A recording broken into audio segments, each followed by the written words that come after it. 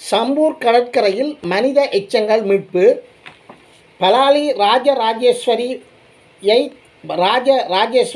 வழிபாட்டுக்கு இராணுவம் முட்டுக்கட்டை போடுகிறது.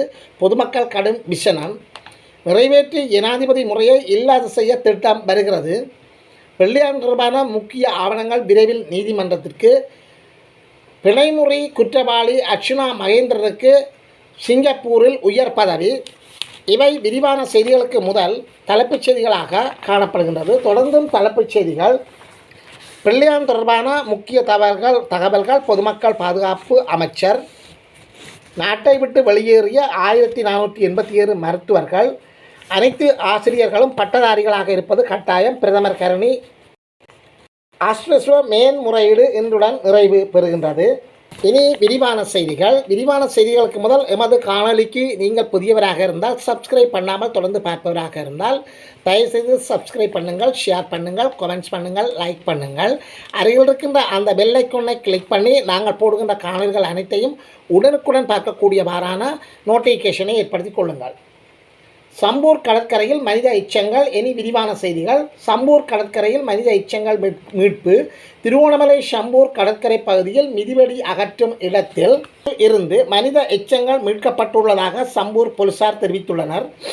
சம்பூர் சிறுவர் பூங்காவை அண்டிய கடற்கரை பகுதியில் கடந்த 16ஆம் தேதியிலிருந்து மொக் நிறுவனத்தினால் மிதிவெடி அகற்றும் பணி முன்னெடுக்கப்பட்டு வந்தது. இந்த நிலையில் நேற்று ஞாயிற்றுக்கிழமை 3வது நாளாக இப்பணி முன்னெடுக்கப்பட்ட போது மனித மண்டையோடு ஒன்றும் கால் எலும்பு துண்டுகளும் மீட்கப்பட்டுள்ளது. இதையடுத்து மொக் நிறுவனத்தால் சம்பூர் போலீசாருக்கு தகவல் வழங்கப்பட்டதுடன் மிதிவெடி அகற்றும் பணி தற்காலிகமாக இடைநிறுத்தப்பட்டுள்ளது. சம்பூர் படுகொலையின் நினைவாக அமைக்கப்பட்ட தூபியை அண்மித்த பகுதியில் அகழ்வு பணி மேற்கொண்ட போதே மனித எச்சங்கள் மீட்கப்பட்டுள்ளமை குறிப்பிடத்தக்கது. பலாலி ராஜராஜேஸ்வரியை வழிபட இராணுவம் தடை, முட்டுக்கட்டை. பொதுமக்கள் கடும் விசனம். பலாலி ராஜராஜேஸ்வரி அம்மன் ஆலய சூழல் கடுமையான இராணுவ கண்காணிப்பின் கீழ் உள்ளதாகவும் நேரம் மட்டுப்பாடு விதிக்கப்பட்டுள்ளமையால் ஆலயத்திற்கு சொந்தமாக சென்று வழிபட முடியவில்லை என அப்பகுதி மக்கள் கவலை தெரிவித்துள்ளனர். அதேவேளை கோயிலுக்கு செல்வதற்கு அனுமதி வழங்கி இன்னமும் உத்தியோகபூர்வ கடிதம் வழங்கப்படாமையால் எந்த நேரமும் ஆலயத்துக்கு செல்வதனை இராணுவத்தினர் தடை விதிக்கலாம் என்ற அச்சமும் தமக்கு உள்ளதாக தெரிவித்துள்ளனர். இது குறித்து பலாலி ராஜேஸ்வரி அம்மன் ஆலயத்திற்கு 35 வருடங்களின் பின்னர் கட்டுப்பாடுகள் இன்றி வழிபட கடந்த 27ஆம் தேதி அனுமதித்த இராணுவத்தினர் மீண்டும் 28ஆம் தேதி பாதுகாப்பு காரணங்கள் என கூறி ஆலயத்துக்கு செல்ல அனுமதி மறுத்திருந்தனர். இந்நிலையில் கடந்த வியாழக்கிழமை முதல் தினமும் காலை 6 மணி முதல் மாலை 6 மணி வரை தற்காலிக பாதை ஊடாக சென்று வழிபாடுகளை மேற்கொள்ள இராணுவத்தினர் அனுமதி வழங்கியுள்ளனர். அடுத்து வரும் வாரம் ஆலயத்திற்கு திருவிழா காலம் என்பதனால் ஆலய சூழலை துப்புரவு செய்து திருவிழா ஏற்பாடுகள் நடக்கின்ற போதிலும் மீண்டும் இராணுவத்தினர் தடை விதிப்பார்களோ என்ற அச்சத்துடனேயே துப்புரவு பணிகளை முன்னெடுத்து வருகின்றோம். அத்துடன் ஆலயத்திற்கு நேர கட்டுப்பாட்டுடன் அனுமதிப்பதனால் திருவிழாவை சிறப்பாக செய்ய முடியாத நிலைமை காணப்படுகிறது. எனவே நேர கட்டுப்பாட்டை முற்றாக தளர்த்தி சுந்தரமாக அம்மனை வழிபட இராணுவத்தினர் அனுமதிக்க வேண்டும் என்று மக்கள் கோரிக்கை முன்வைத்துள்ளனர். முக்கிய ஆவணங்கள் பிள்ளையான் தொடர்பான முக்கிய ஆவணங்கள் மிக விரைவில் நீதிமன்றக்கு. பிள்ளையான் எனப்படும் முன்னாள் இராஜாங்க அமைச்சர் சிவனேச துரை சந்திரகாந்தன் தொடர்பான சில விடயங்கள் நீதிமன்றத்திற்கு சமர்ப்பிக்கப்படும் என்று பொதுமக்கள் பாதுகாப்பு அமைச்சர் ஆனந்த விஜயபால தெரிவித்துள்ளார். இது குறித்து ஊடகங்களுக்கு வெளியிட்ட அமைச்சர் ஆனந்த விஜயபால ஏப்ரல் 21 தாக்குதல் குறித்து பிள்ளையான் எனப்படும் சிவனேசதுரை சந்திரகாந்தன் முன்கூட்டியே அறிந்திருந்தார் என்ற விடயத்தை நான் அண்மையில் பாராளுமன்ற உரையில் குறிப்பிட்டிருந்தேன். அதற்கமைய நீதிமன்றக்கு கண்டறியப்பட்ட விடயங்கள் முன்வைப்பதற்கான நடவடிக்கைகள் எடுக்கப்பட்டுள்ளன. நீதிமன்றில் முன்வைத்ததன் பின்னர் நீதிமன்றம் மற்றும் சட்டமா அதிபரின் ஆலோசனைக்கமைய மேலதிக விசாரணைகள் முன்னெடுக்கப்படும். பிள்ளையானிடம் தொடர்ந்து விசாரணைகள் முன்னெடுக்கப்பட்டு வருகின்ற அதே நேரம் ஏற்கனவே விசாரணைகளில் வெளிவந்த அல்லது கண்டறியப்பட்ட விடயங்களை நீதிமன்றக்கு முன்வைக்க வேண்டியுள்ளது. இந்நிலையில் தொடர்ந்தும் விசாரணைகள் இடம்பெற்று வரும் நிலையில் விசாரணைகளில் கண்டறியப்பட்ட சில விடயங்கள் ஊடகங்களுக்கு வெளிப்படுத்த முடியாது என்று தெரிவித்துள்ளார்.